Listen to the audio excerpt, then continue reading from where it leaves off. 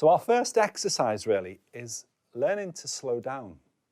But we've got our minds are always elsewhere. What you'll find when you're eating something like raisins or if you're eating a big bag of popcorn or crisps, your mind is thinking about the next bit while your body's eating the first bit. So you kind of, I don't know if you've done that, you know, you're shoveling it in and your mind's looking for the next bit already. Yeah? So on your hand, you have 2 raisins. So let's just start off and pick one of them to look at. So you're looking at it with new eyes. There's a lovely phrase in mindfulness where they call beginner's mind. You come to something like a beginner. You've never done it before. We have a group that's going to be delivering some mindfulness training. We've been working together for a couple of months now, and it's a way of helping people develop a greater understanding of their own emotional distress and giving them some practical skills to deal with it. Yeah, it's very simple mindfulness. It's really just helping people become more aware of what's happening right now in this moment. Most of us spend our time in our heads thinking about the past, worrying about the future. And it's actually a skill to just become fully present with what's happening here and now. And we think this can help us all with feeling sad, angry, anxious. See, I'm not expecting to see a group of people who are hovering in a contemplative, peaceful state at the end of 3 months. I'm hoping that people are very fluent in the ideas, in the principles, and they've got new habits, and that they've started to notice these little shoots of new things happening in their life, greater awareness, maybe moments when they've been more present, greater appreciations of the little things in their lives. And I hope that there will be some examples of people saying, this happened and I coped in a way that I haven't coped before. That would be really great. You're afraid that the pain will overwhelm you. You're afraid that the mood that you're having or the fear that you're having, because we can be afraid of fear. Yeah. And yet when we say, well, that's always been there, I know you, well, it's not for me to tell you, it's for you to discover. I think it's going to be healthy because I do have kids myself. I have kids and my daughter can get me stressed so much sometimes that I would like to learn how just to relax. Then I can teach it to her when she's stressed. Over the 12 weeks we'll be doing all different tasks about ourselves. We'll be doing the current game where you feel currents, and it's all sorts of different things. You walk when you rise, shut, relaxation, lying on the floor. You do all sorts of things. I love life. What's your biggest challenge in life, do you think? I don't believe in dying at all. Do you not? No. Why is that? I just love life so much, I don't believe in dying. You don't want to die? No. I want to live my life very full. Life's too short. So do you have a family? Do you have a mum and dad? My dad passed away in January 2008 of a heart attack. Right. And what, is your mum still alive? Yes, she's still alive. You got your brothers and sisters? I've got 1 brother and 2 sisters. Do you feel sad sometimes? Oh, we all do. Well, we're human. Yeah. And do you feel sad sometimes? Yes. What do you feel sad about sometimes? When people pass away. Right. And does that make you feel down? Yeah, when I think about my dad. Not seeing my parents that much. Not seeing my mum that much. I do see it though. You do see it. So when you have these emotions, you think it's okay to feel that way? It's okay, yes. It's we're all human, yeah. I just want to try something new, something different about the ways of our body works. And to me, it just sounds like one person after another saying that they have secrets that nobody might have, but about what they're unaware of, that we all have secrets. What would be an example of that? For instance, problems like stress, depression, anger. Do you ever get stressed? Yeah, What at do you get times. stressed about? Oh, sometimes disagreements at home. Some arguments, mostly with my sister.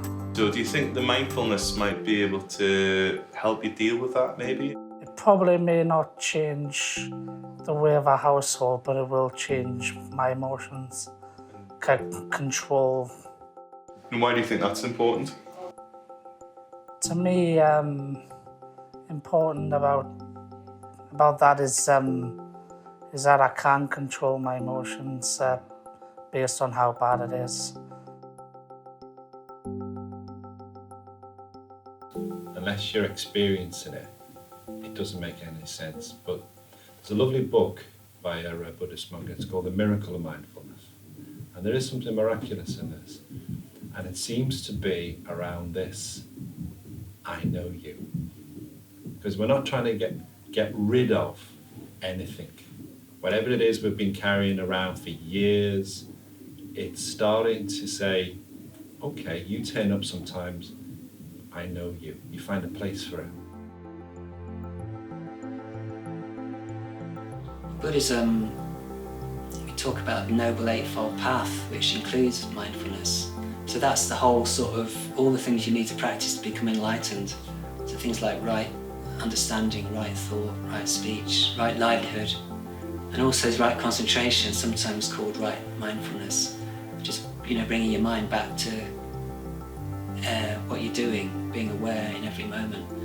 So in Buddhism, it's right there at the beginning, really. In terms of reducing stress, meditation practices, in some ways, it is aimed at that. If you look at it from the Buddhist perspective, the Buddha did talk about the noble truth of suffering, didn't he? He called it dukkha. I mean, some people have actually translated dukkha or suffering as stress. And the cause of stress is clinging or craving. And meditation is one of the means, mindfulness in daily life is one of the means by which you overcome suffering or stress. So it's very directly related. And I think the main way it works is to do with our attitude to our thoughts and feelings, really.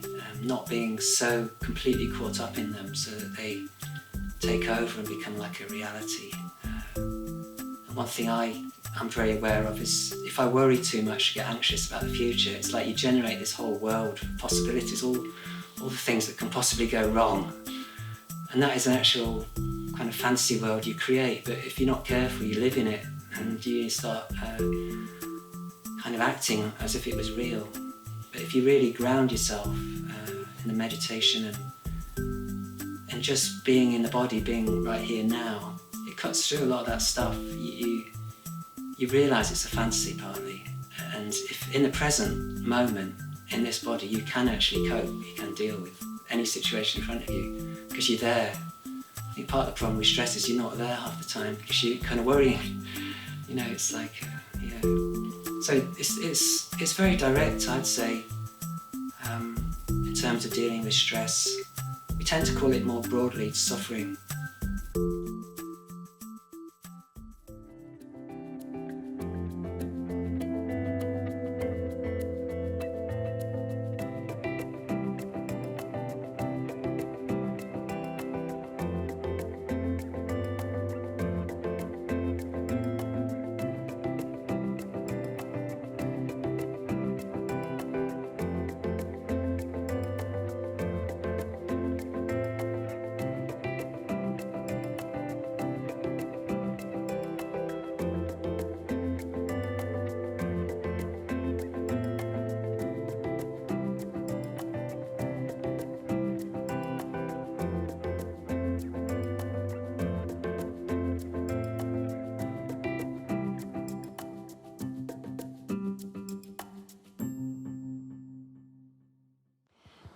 It's helping me to understand that there's other ways.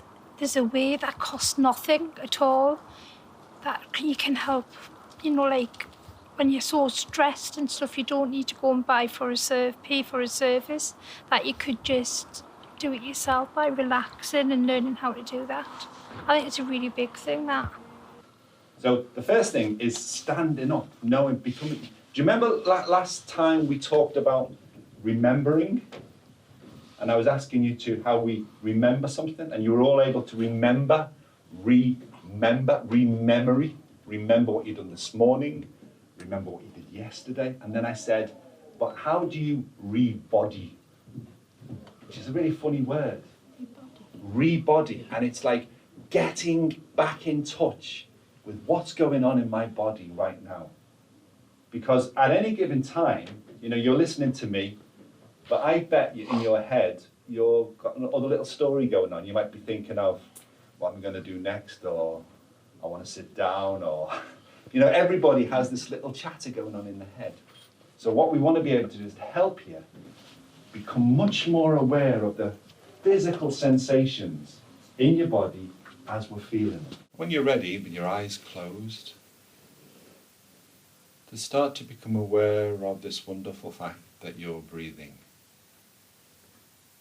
And the knowledge that as long as you're breathing, you know that there's always more right with you than is wrong with you.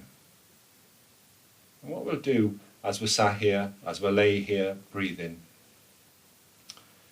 you find your mind will go off. It doesn't matter, it can do it 1,000 times, because that's what your mind should do. Your mind should be thinking of things. But don't give yourself a hard time if you lose concentration. Don't give yourself a hard time if you drift off into some fantasy or some memory. When you become aware that you've been distracted, it's actually a time to congratulate yourself, because you've woken up. You've come out of your thoughts, you've got off the train, and you can bring yourself back to the sensations in your breathing or sensations in your body. How did you find the invitation to notice when you thought to take you off? That was good, because my thoughts were keep taking us off. Really? So I was keep taking myself back to my breathing. It was relaxing though still, even though... Well, look, you see, some people think it's about just when you do it, you should feel totally relaxed. And actually, it's not quite as simple as that. It's much more about, did you find yourself drifting off and bring yourself back? That's the exercise. I found today was quite hard. Yeah. Because I was realising I was starting to drifting off, and so I corrected myself. Just pretended I slapped myself in the face. Saying, "Get off!" And it was alright, apart from the drifting off bit. You can't do this and not drift off. In the early stages, you will be falling asleep. But again, to be fair to you, Anthony, you were there, hanging in there, like a bat upside down. So anything in our just day-to-day, the things that we do in our houses or our lives, where we could just take that moment out. When you're waiting for the microwave to ping. Absolutely, yes. I think that. Or a kettle to boil. Kettle to boil. You could basically do it anywhere as long as it's safe and secure. Yeah. And I think more if you was like sitting on something, it would be easier, because people then don't know. Yeah. A suggestion, not that I'm asking you to do the full body scan like Steve does it, but should we, as we're sitting here, would you maybe, Susie, talk us through it? A bit like what? Like Steve does, yeah? Go through, like, just relaxing it and feeling comfortable. And how does that feel right now? Now we're going to go down to our hands, our elbows and our hands. Now we're going to go down to your toes. How much can you feel on your toes? Can you feel the pressure of the ground on your toes? Now we're going to go to our back sides. Our backsides are sitting on our seats. How much pressure do you feel on that seat? Are you relaxed and comfortable? Or are you uncomfortable on the seat? After 3, you can open your eyes. 1, 2, 3. That's lovely. Was it? Absolutely amazing. Huge getting stuck. Fantastic. That's wonderful. Did you like it? Yeah.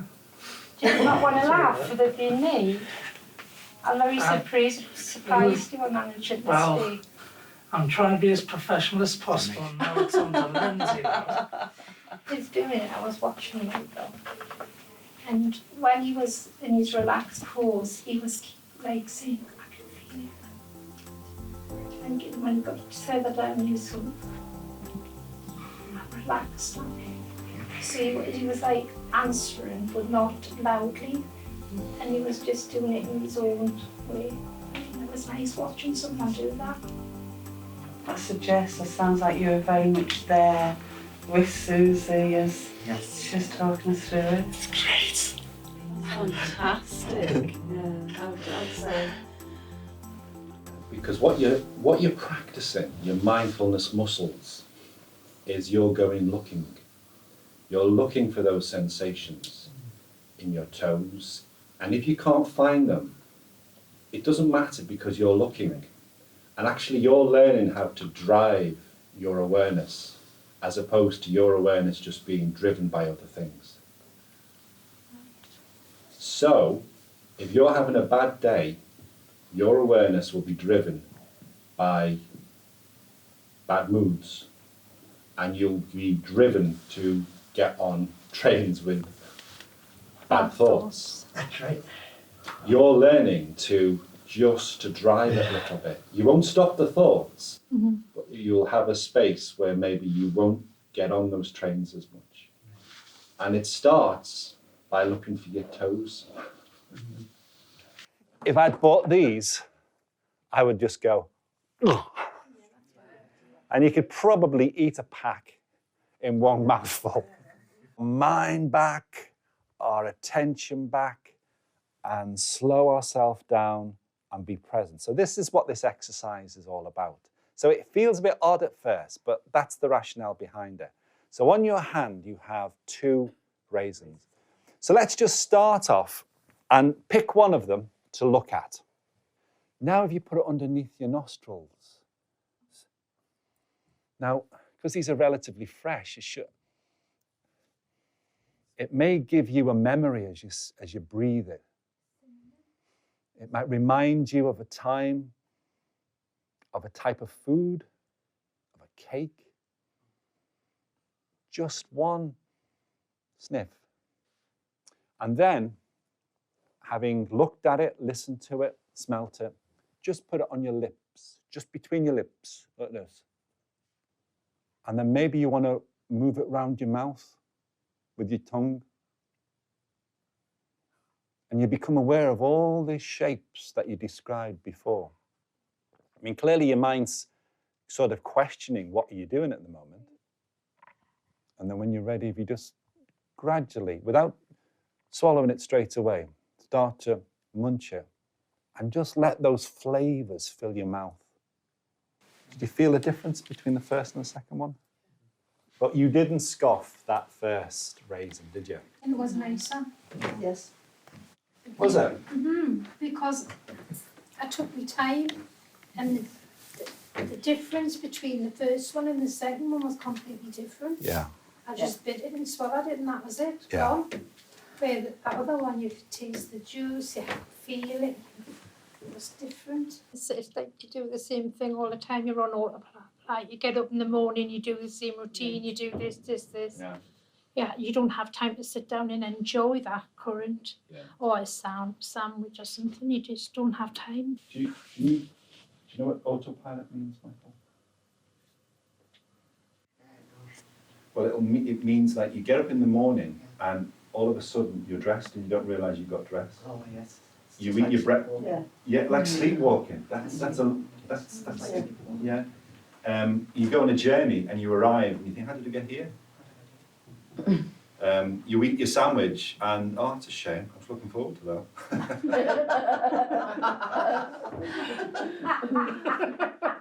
Which is fine. There's nothing wrong. There's no law. You're not breaking the law. Eating raisins quickly, eating crisps, watching a film. Why wouldn't you want to do that? But we do have a choice where we can slow stuff down. Remember at the very start we talked about automatic pilot? Yes. Yes, what's my plan? So I'm just going around life like this. I'm doing this, I'm doing this, I'm doing this, I'm doing this. I'm eating this, I'm scoffing, I'm not really paying attention.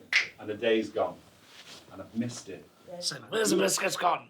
Yeah. Who are the The biscuits? biscuits have gone, the cheese has gone. That's like Richard saying, yes. But do you remember when we talked about what's in there, your sweet spot? Yes. When I'm in automatic pilot, I may have missed the moment.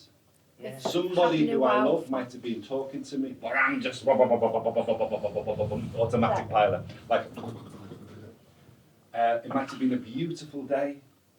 And all those things which are there, which kind of like nourish you. I remember now. Yeah. The mindfulness train. The mindfulness train. Yeah, and that, because when I'm in automatic pilot, sometimes these thoughts are racing through my head.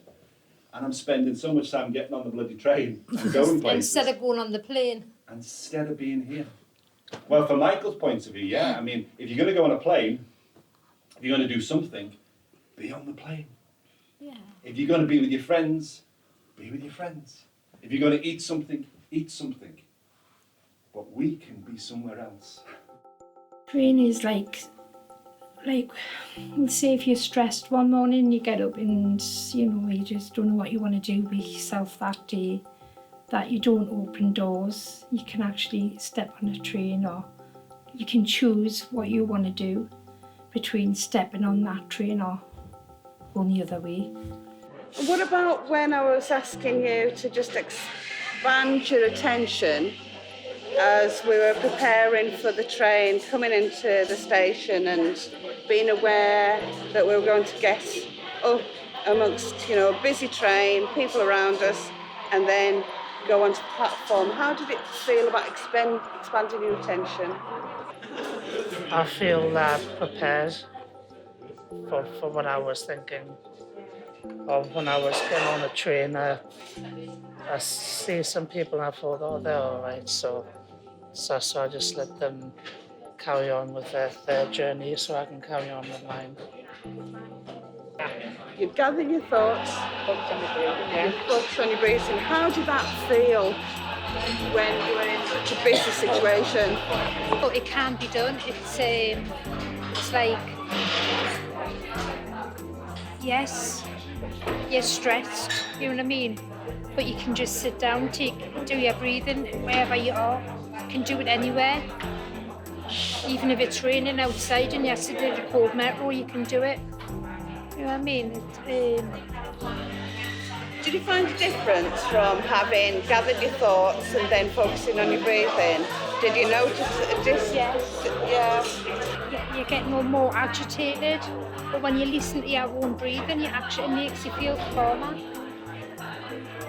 The fact that you actually are breathing, you know what I mean? Gives you a sense of what you're feeling when the train is about to come to the station. It just gives you a thought of if you're ready to go on that one, or if not, just let it pass by and go and think about a second one. I think focusing even more on your breathing gives you more a chance to gather in your thoughts. Even more because as soon as you're in that zone, you're relaxed and you're focusing on what your mind is telling you. Steve says that, doesn't he? He says that, to just accept that our thoughts will come and go, as thoughts will do. but actually it tells welcome, congratulate yourself, because it means you're alive, you're alert. You're more alert to your thoughts, and he actually says congratulate yourself. At the end of the day, they're your thoughts. So, you know, you've been through a lot and stuff like that.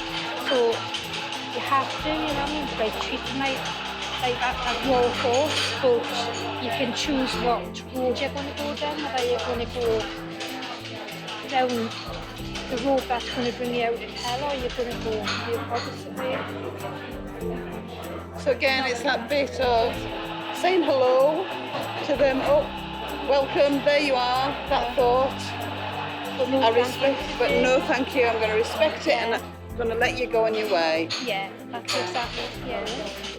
Notice these things. I'm getting tense. And welcome it. Welcome what you're experiencing, even when it's uncomfortable. Right. I think you could try and make it better. Well, this is the thing. It is what it is. It is uncomfortable. But actually, it's less likely to carry on and cause more problems. It's like if you get like a dodgy person come to your guest house, you've still got to welcome them in and be polite, haven't you? Yeah. That's and it. Then, that's it. And then if you're nice to them, hopefully they'll get better and nicer, and then it'll be hunky-dory by the end. Good reviews. That's lovely. Yeah, you feel like that sometimes. Yes, that's right. You just want to get out. Especially just want to get out. Yeah. Because even like talking earlier, that was a bit tricky, wasn't it? Yes, it was. Yeah. And so you're feeling as if, nope, I want to get away. Yeah. Yeah. And what we're trying to help us all, we're all learning how to do this, is to stay still. Actually, the best thing you can do, because when you run away, you take it all with you. Yeah. You can't leave it You can't behind. leave it behind. That's right. Because it's all in here. Yeah, it's all here. It's only going to come You can't back with escape you. from your body. You can't. Yeah. That's And, right, and it's funny, isn't it? We're trying to in some ways. right. And what do we do? And you said it on Wednesday to Kathy. What do we do with our body? Rebody. Rebody. Yeah. Actually, when we're trying to run away, We rebody. let's go back and find our body. Yeah. Let's anchor ourselves. Yeah, we react to shocks and things, don't we? Yeah. But what I'm interested in, what I've just done, is I was reminding you, but rebodying you. You were feeling sensations in your body when I prompted you. Okay, you were obviously aware of your knee, but maybe some other bits you weren't. So you can become aware of your body in the same way that you become aware of what had happened to you. Yeah. So that's what we're going to practice. You're going to learn how to relocate, redirect, bring your attention to your body. And this will be your anchor. This will be the thing that will really help when your head's going round like this. Mindfulness has been developed for people who don't have learning disabilities. And what we've discovered as we've been running these groups is that it's not about ability or disability, it's about humanity. That's the great thing that we all get out of it. It's a great marker, really, that we all share similar difficulties and we can all take part in a very simple process, this developing our awareness to our great benefits. So it's an interesting development in this group. Well, I believe that mindfulness has been able to help me to understand, like that, if you're stressed and you're ready to blow, that you can actually take a step back and just relax and think about it before you have anything else to say. I've been sitting in my chair and just closing my eyes there, sometimes when the kids and the dogs aren't around. And I've been doing it again when the kids have been around. I've been going upstairs to my room and just relaxing on my bed and just not actually going to sleep, like waking up, like Steve said, you know, like mindfulness is not about you relaxing and going to sleep, it's about being awake and seeing the world around you. Being calmer. Has he? Mm-hmm. Yes. Being better. Yeah. How? What areas has he been calmer? Just not getting agitated over what I would call silly little things. Just being staying calm. Do you think you've Focusing been? on breathing. Have you been calmer? Do you think you've been calmer? Getting there. Which things sort of still irritating? Things I've lost, but now I'm trying to get over those bad things. Well, before I come on the course, it was really hot some days, and some days I just didn't want to go out and I didn't want to do this, that, and the other. Like me girls, they leave the house in such a mess that you can't even walk through the door. It's like a hoarder's house. I would get cross with her and mad and tell her off, and just say she's just filthy and this, that, and the other. Well, I'm a lot better now myself. I don't flare up as easily as I used to.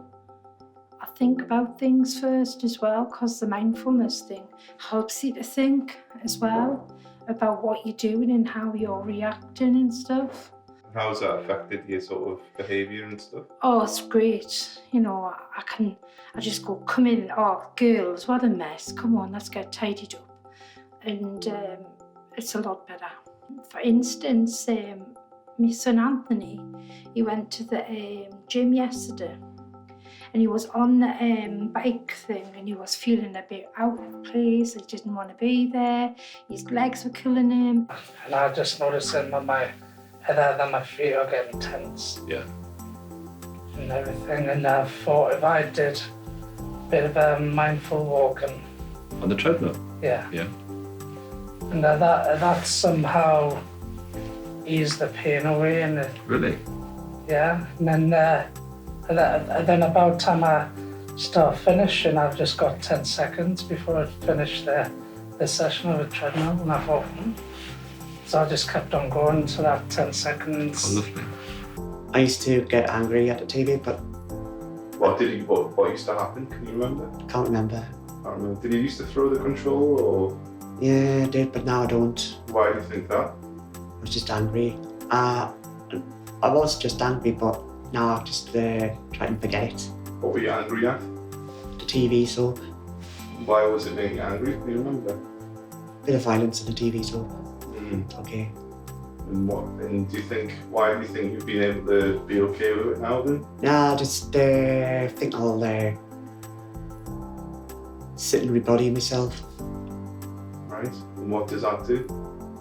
Collects all the positive thoughts and takes away all the bad thoughts. Oh, brilliant. Does that stop you throwing the controller? Yes, I think of good thoughts instead. That then you don't throw the controller. That's true, yeah. Don't be out of control. Think of good thoughts instead. Uptight, he just thinks, well, it's going to pass in a minute. Doesn't affect me. Wow. Wait till something else comes up, and then it takes his mind off. It's fantastic. Well done, mate. Doesn't get frustrated driving Kyle. Bloody hell. This is a miracle. So what have you learned so far? Like what's the course? Mountain pose and gathering up your thoughts and getting rid of the bad thoughts and getting the good thoughts. Do you think that's important? It is, yes. Oh, life is important. Yes, it's very important now. Why is life important? Because I have to make the best of life. Yeah, I have to make the best of life. Why do you have to make the best of life? Just have to look forward into the future. Look forward and look to the present day and the future. Because the present is very precious as well.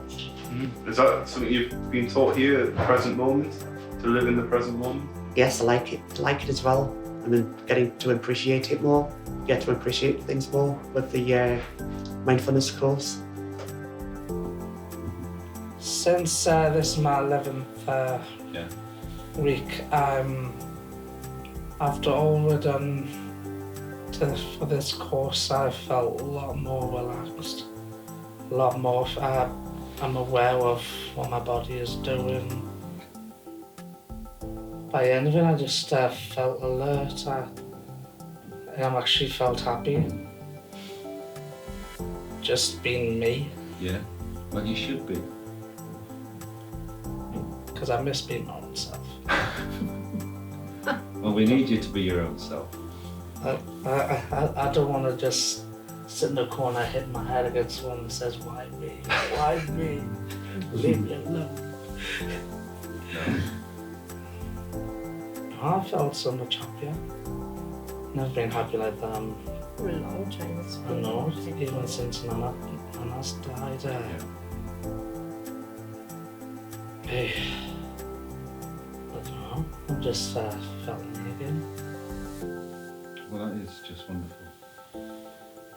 It is, so I'm just going to say thank you for helping us through this course for us.